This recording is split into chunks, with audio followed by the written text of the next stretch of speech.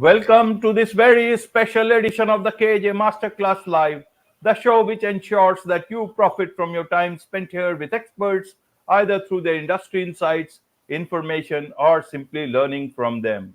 And today we have Tiffany Carson. She's an author, podcast host, mental health advocate specializing in grief healing. Welcome to the show, Tiffany.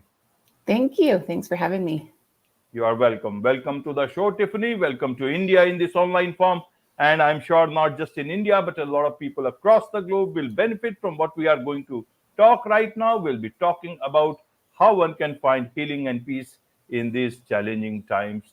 But before we come to this topic, let us learn a bit from your journey, about your journey, and how you dealt with these things in your during your journey. Help us with that a bit. Okay.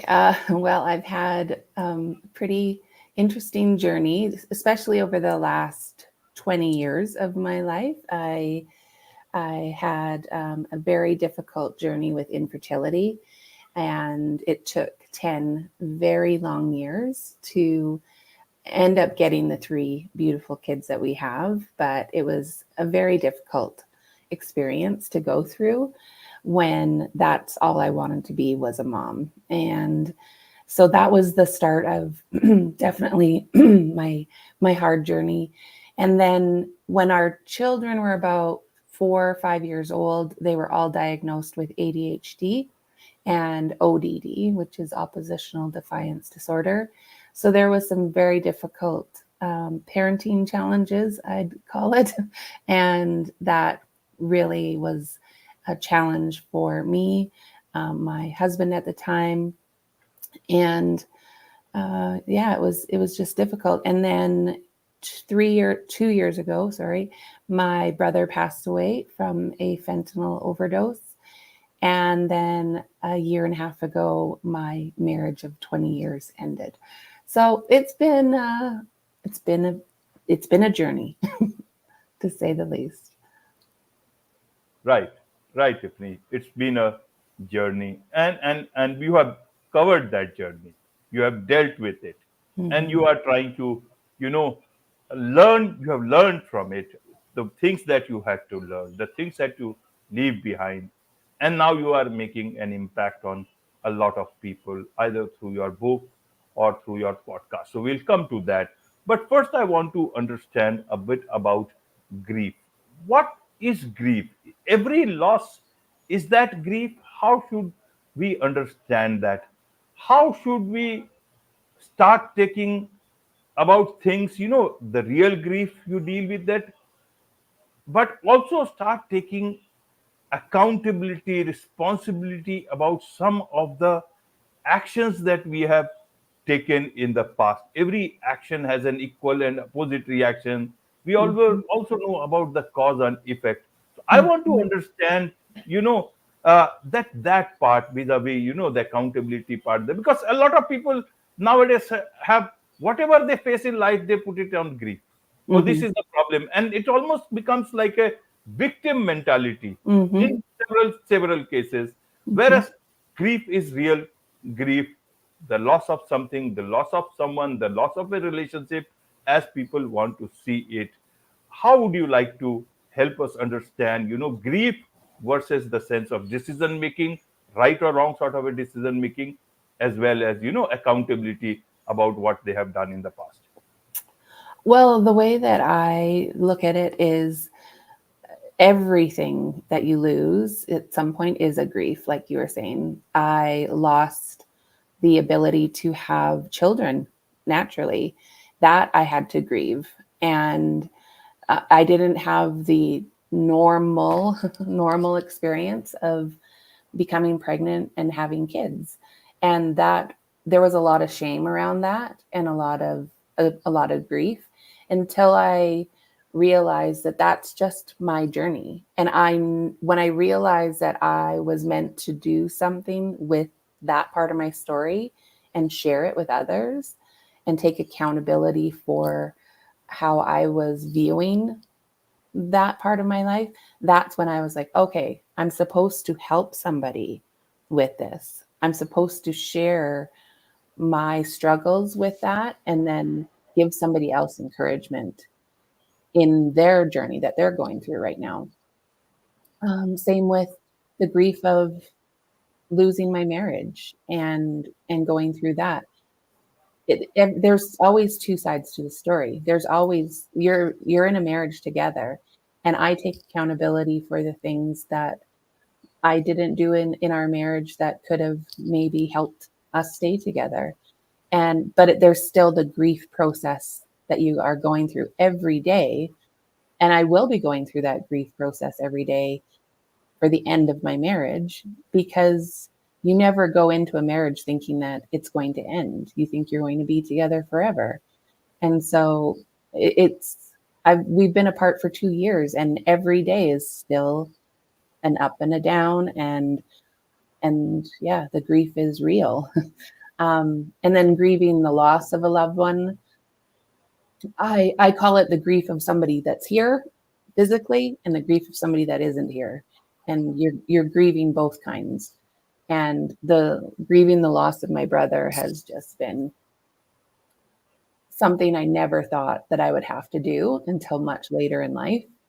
But I know from losing him, I was able to process my grief and my healing through writing my book and Dancing in the Rain. And that was such an important part of um, taking accountability for what happened in our relationship, both of us, and how what we did in our lifetimes impacted each other. And that's how we came back together near the end of his life. And we, um, we had a beautiful relationship before he passed away. Right, right, Tiffany.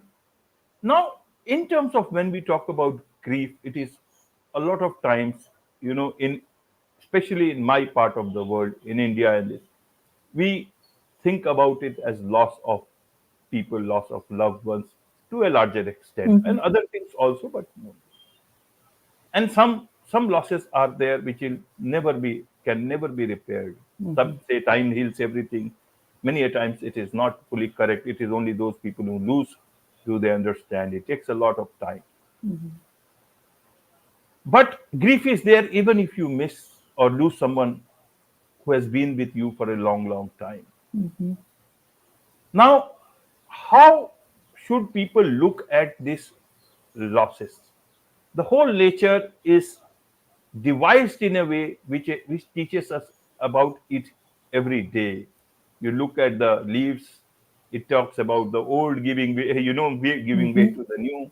Mm-hmm. The stars which keeps on changing, the skies, the clouds which falls and then new clouds are formed. Everything teaches us about renewal of life. Mm-hmm. Why is it that we forget this part of life from the life around us every day? And some people go deep into grief and almost drown into it, and some people are able to Mm-hmm. see the other part. How would you want people to look at grief? You have been through so many of these things and dealt with them. I want your understanding for a lot of, I know it is very difficult, it can be easy to ask questions and talk about it, but it's not that easy. Small bit of grief can overwhelm you, can take you, very much deep into problems. So I want you to help people understand grief in their grief in a much more uh, positive way if possible. Yeah. And I oh sorry, go ahead. carry on, carry on. I think the on not I think I know the thing that has helped me through this last 20 years has been my daily gratitude practice. And it's not just once a day that I practice gratitude, it's throughout the day.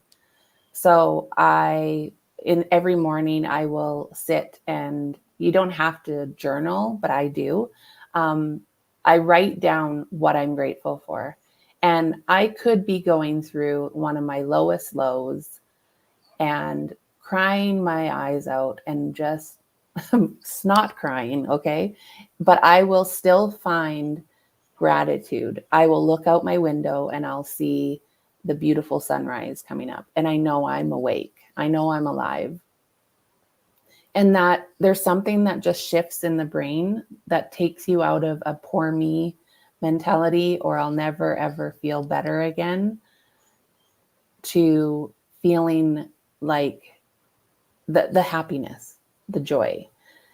And that's all I need to just shift my brain in that moment. And then throughout the day, I will, if I'm driving and I see something, I'll say, thank you, God, for this blessing. Thank you for this car that I have to drive to work. And thank you for getting me to work safe. And it's just constantly having a sense of gratitude for what I do have still. And that has been so transformative for me through all of these moments. When my kids were not, when they were challenging, I'll say it that way, when they were challenging and we were getting called into the schools on a daily basis to come and pick them up because of this or that. As I was driving there, I was thanking God for the 3 kids that I had. And so like every hard thing has a positive aspect to it. Every one of them, if you just choose to see it. And yeah, that's what I would say is what's helped me through my grief journey and realizing that I could make it. I could continue on. Right. Now let's talk about brother-sister relationship Yes. or sibling relationship. These are very special. You Yes. grow up together, you dance in the rain together, and then at one point in time, sometimes you just go your different ways. Yeah. Many a times you are not able to understand each other the way they are. You only want them the way you have been or seen. Yeah. Things change later in life, and you are not able to talk. Some are fortunate that they get that chance to talk to them later on. Mm-hmm. Tell us a bit about your relationship with your brother. Only later on you could understand his trauma, and with that, for us, people understand themselves Mm-hmm. better. And then that is where your book comes into the picture, Dancing in the Rain. Tell Yeah. us about your book in that backdrop, so that others can understand each other when there is still time, when we are on this earth, rather than thinking about so many things when uh, either they are all apart or in their own different worlds. That is why I wrote the book, is for other people to do something now, if and when they have the opportunity, if you are still here together on this earth. So my brother Corey, he was 18 months older than me, and we were attached at the hip growing up, like literally bright eye, like big blue eyes, white blonde hair. You couldn't miss us. We were together every single day, all the time, and best buddies. And then when he was about 12, 13 years old, something changed. And I wrote about it in the book, but he beat me up in our family kitchen, and like severely, like he really beat me up. And it just came out of nowhere. I had no idea what happened or why. And after that, I was scared of him. I was terrified of him, and I just didn't like him. But then his life, prior to this happening, he was an amazing hockey player. He was very, very talented athlete, even at that age. And then after 13 years old, something started happening, and he just became very difficult to parent, and he was in and out of jail systems until he was about 27, 28 years old. And there was a lot of anger, a lot of not understanding what happened and why there was such a big shift in his life. And it took until 3 years before he died that I was told some of the trauma that he had dealt with in his life, that it all stemmed back to when he was 13 years old. And that was literally like I was handed the puzzle piece that I knew that something happened, but at that age, I was just like, you're just being a pain in the butt, like, why are you being like this to our parents and me? But I was handed that puzzle piece. And when I was handed that puzzle piece, because I was going through my own difficult journey at that time with my kids, and I was like, hey, if I'm going to give myself grace for going through this challenge, I absolutely should be able to give him the same grace and understand the journey that he's been going through. And that's when I heard from God, love him through it, love him through his journey. And when I made that decision, that's when he could feel my love. He could feel the support. I'm trying not to cry. Sorry. No, I'm not sorry. Tears are good.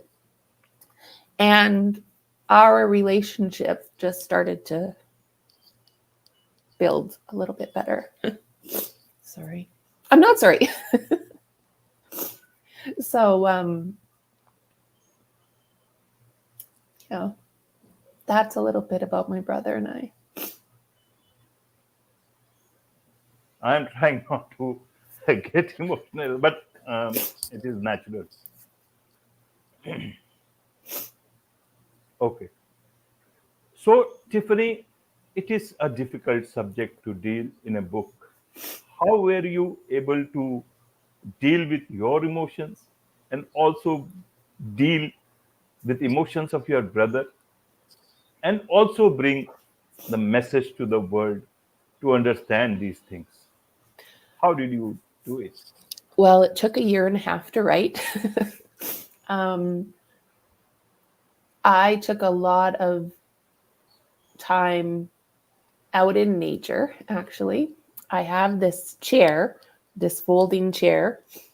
It's yellow or mustardy. And I would carry it out I live in Alberta by the Rocky Mountains, and I would carry it out to a river or a lake or somewhere in nature. And I would sit with my laptop and I would just be with my brother. And I would write with him. And it was so healing to remember the stories that we both shared together.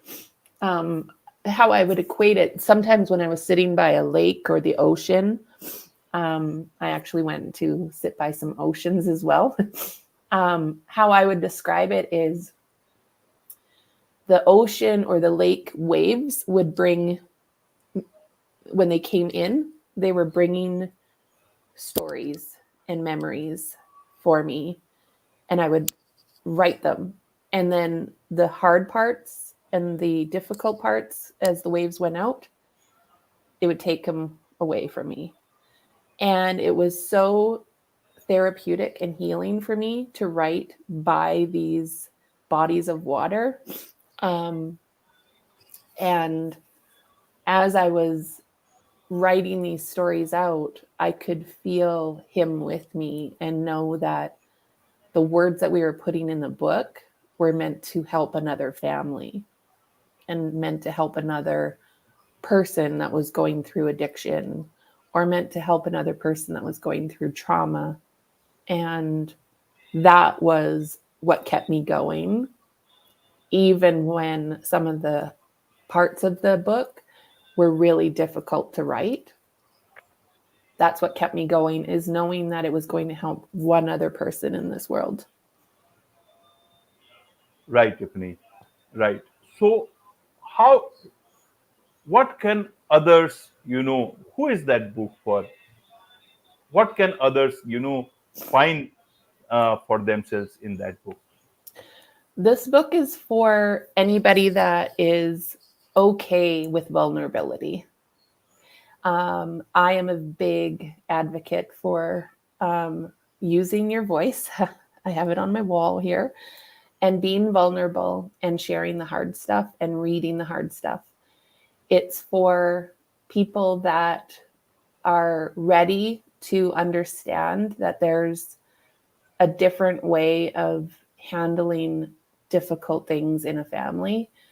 One of the things that I write about is how you handle the after in a situation in your family. Like if there's an argument, or if there's something more serious that happens more than an argument, it's how you handle the after, and coming at it from a place of acknowledgement, acknowledging that it happened, and not sweeping it under the rug and forgetting about it. It's acknowledging that it happened and saying, okay, this is why it happened. This is why I got to this point, and I'm sorry. And just taking that time to sit with the person that you may have hurt, either in words or physical or whatever, and just taking accountability for it. And there's so much power in acknowledgement and accountability that can repair relationships in families. And as soon as you take that time, that's what happened with my brother and I, is we both took accountability and acknowledged each other's hurts, and our relationship completely changed before his death. And I know that there would have been a lot more regret if we hadn't have done that. And so that's what who this book is for, is people that are open and okay with being vulnerable and acknowledging the hard stuff. Right, Tiffany. So, I want to understand, for a lot of people, when does one get the most healing? Or is it when they understand others' trauma, their, grief better Yes, they get? Or is it when they talk about their own grief, their own trauma to other people? it's Help us both. understand. It's both, for sure. It's knowing and understanding my brother's trauma was life changing for me, in that I was able to have compassion, not just for him and his journey, but it also gave me a lens of compassion for so many other people and other families. And so when I see somebody, a family that's dealing with somebody that has an addict in their family, it gives me so much more understanding and compassion for their family even, and the stuff that they have dealt with. So and yeah, understanding my own journey more, and recognizing the things that have caused me a lot of pain, and healing my own stuff, that has both of them. You have to have understanding for both sides, not just your own healing. Right. Why dancing in the rain? I love this topic. Okay, you might get this again.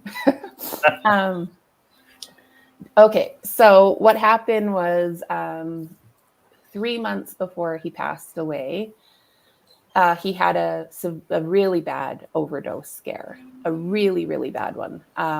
He was in emergency, and they gave him naloxone, which counteracts the opioid overdose. And So I rushed down to where my parents live and where he lived, about 3 hours away.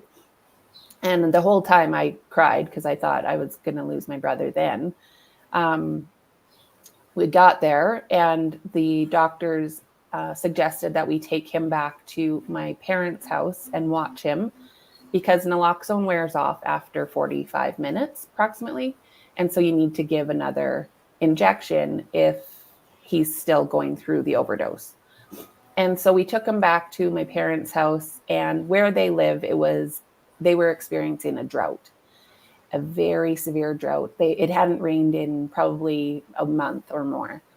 And we were sitting out, sorry, my brother and I were sitting out on my parents' back porch area, and he was having a hard time staying um, conscious. He was like leaning over, and it's the fentanyl slouch. It's like they can't even sit up, right? And so I was watching him have a very hard time breathing. And then I took him inside the house, got him some water. We went to the front of the house, the front porch, and all four of us, my mom and dad, and myself. My other sister wasn't there at the time. She was FaceTiming him and saying, "I love you," and like, I'll come and see you tomorrow when I'm back in town. And so we're sitting there and we're talking, and all of a sudden he got up out of his chair, didn't say what he was doing, and he just started walking down the driveway to the street. And it started pouring rain. Absolutely pouring rain. Like it hadn't rained, and the sky wasn't even really that rainy. It was so bizarre. And he kept calling to me, "Tiff, come dance in the rain with me. Come dance in the rain." And I had just really badly dislocated my knee 2 days earlier, and I had a big knee brace on. I couldn't walk very well. And I just kept saying, "No, I can't move. I can't walk very well. And it's like raining. No." And he's like, "Come dance in the rain with me." And he just kept putting up his arms like, "Come dance in the rain. Come dance in the rain with me." And I was like, and then I heard God say, "Go dance in the rain with your brother. Go dance in the rain." And I was like, "No." I kept saying no. And then finally I heard it again. And I'm like, okay, I need to go dance in the rain with my brother. So I hobbled my way out there, and we danced in the rain. And it was so incredibly beautiful. Um, then we walked across the street and laid on the grass at the schoolyard that my parents live across the street from a school. And we held hands and we prayed that he would get better, told each other we loved each other, and blew each other kisses. And I videoed it, and my phone was getting wet, and he made a joke about, "I hope your phone's waterproof," because it was getting soaking wet. But I have that moment on film, which is priceless. Then we got up, and my parents' neighbors had all come out of their houses, and they were dancing in the rain. It was so beautiful. There were so many people dancing in the rain. And got back to the house, and my mom had recorded it all. My mom had heard a voice as well that she needs to record this. And that's how Dancing in the Rain came to be. Is he showed me that even in his darkest moment, he literally just about died earlier that day. And he could have been angry or wallowed in his experience and in what was going on with his life. He could have done that. We could have done that. And he chose to get up and choose joy. He got up and he was like, I want to dance in the rain like when we were little. Because that's all we used to do was jump in mud puddles and water puddles and dance in the rain and have fun. And that's what we chose. That's what he chose. And he invited me to do it with him. Dance in the rain. Dance in the rain. How do you look at the past and look at them as cherished memories and walk towards the future? How do you do that? I just have gratitude for all of those moments. There's so many incredible moments that I had with him, but even the hard ones that I had with him, they are very, very special to me now. One of them was visiting him in jail. Um, Sitting playing cards with him when he was in a jail, a federal penitentiary. I have so many memories of just sitting playing cards in a jail that are special now. And it's just because I had those moments with him that I don't have now. Um, but I know he's with me all the time. Still, I can feel him with me all the time. And that's what keeps his memory alive with me. I listen to music that reminds me of him. Um, I actually, my dad is a musician and grew up around music and musicians being in our home or in our garage and them practicing and jamming. And I loved the drum kits. And so I got a drum kit about 3 years ago. And just this week, I found a drum coach that's going to help me learn one of my brother's favorite songs. And so I do stuff like that in honor of my brother that I know he would be like so ecstatic about. Like, you're learning my song on the drums. That's amazing. So that's how I keep going and remember my brother. Are you at peace? Are you healed from in that sense? Absolutely. Like I'll never ever stop missing my brother.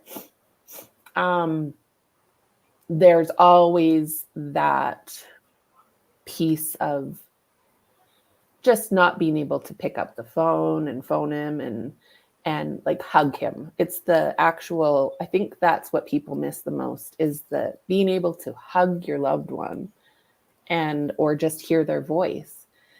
And but in terms of our relationship and it being healed, yes, I am very, very at peace, especially after I finished writing the book and taking our life and our relationship and putting it into a story that showed the ups and the downs and how those all played a part in the struggles that we had, but how we navigated bringing ourselves back together before he passed away. I'm very at peace with all of that, and I know he is too.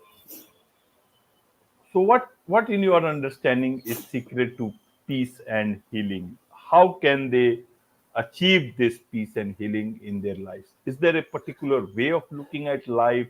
Is it about being vulnerable? What is the guarantee others are going to respect it? How do you find peace and healing in today's time? Honestly, you just said the word. It's being vulnerable and having the courage to be vulnerable and sharing the hard stuff and the good stuff. Life is not perfect. It is so far from perfect. And the point of us being here on earth is to actually go through this stuff so that we can help each other and we can what you're doing with your podcast and what I do with my podcast. We don't do these podcasts for ourselves. We do them for other people, and we try and make their day a little bit better, right? And so that's why I'm so passionate about being vulnerable, is because I have, even with all the crap that I have gone through, I have a lot of peace.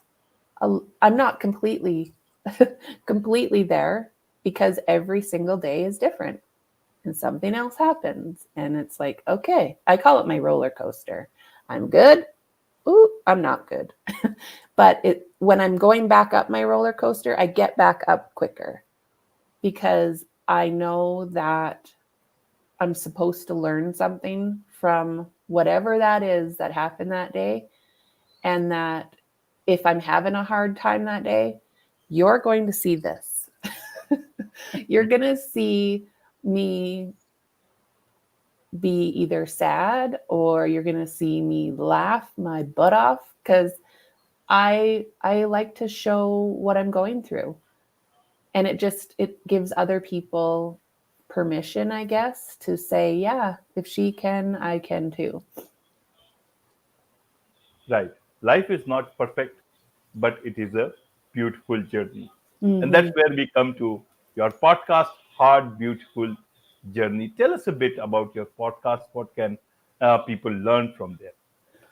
Well, I started it in 2020, and it was basically because of the stuff that I was going through with my, mainly at that time, it was the parenting challenges that we had gone through.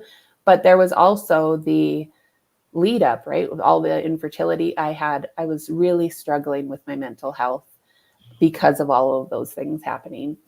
And I had gone to my therapist, and I found one that I really, really, really could talk to, which I strongly recommend. Keep going until you find one that you can really be yourself with and open up. And she said, "You know, you're supposed to do something with this pain, right?" And I said, "Okay, but what?" And she said, "I don't know what it is, but just think on it." And I was driving home from work one day, and I was listening to a podcast. And that's when I was like, oh, okay, I think I'm supposed to have a podcast. Okay. So then I went on Amazon at 3 in the morning one night, and woke up out of sleep, and went on Amazon and ordered a microphone. And it sat in my office for about 6 months. And because I was terrified to share this stuff. And that's when I wrote out our story, and I took it to my husband at the time and said, "Are you okay with me sharing our journey?" And I read it to him, and he was completely on board. And so it started out sharing our story in about 5 episodes. And then 90 episodes later, it's just me sharing our hard, beautiful journey inspired other people to share theirs. And that's kind of where it came along, was just being able to give people a space to talk about their own hard stuff, their beautiful stuff. And you learn at the time when it started. So infertility, um, ADHD, parenting challenges. You'll hear about joy. You'll hear about mental health, trauma, addictions. Suicide is in there as well. You'll hear about divorce, um, death. You'll hear about a wide variety of topics, because it's people's lives, and they're all different, and they're all beautiful, and they all have their stuff. So that's what it's about. Wonderful. You explained it well. There are people's lives and they are all beautiful. They are different, but they are all beautiful. There is so much to learn from you, uh, Tiffany, about so many of these things in life, about grief, about healing, about dancing in the rain. Mhm. about, from your book, from your podcast. So what is the best way for people to, connect with you and get the best of all the things that you have done? I am on social media, on Instagram and Facebook mainly, at I am Tiff Carson. And I have a website, tiffcarson.com. And my podcast, Hard Beautiful Journey, is on all streaming channels. And yeah, my book, Dancing in the Rain, is on Amazon all around the world. And yeah, that's about it. That's about it. With this, it's a wrap on this very special edition of the KJ Masterclass Live. Thank you so much indeed for joining us. Thank you so much for having me.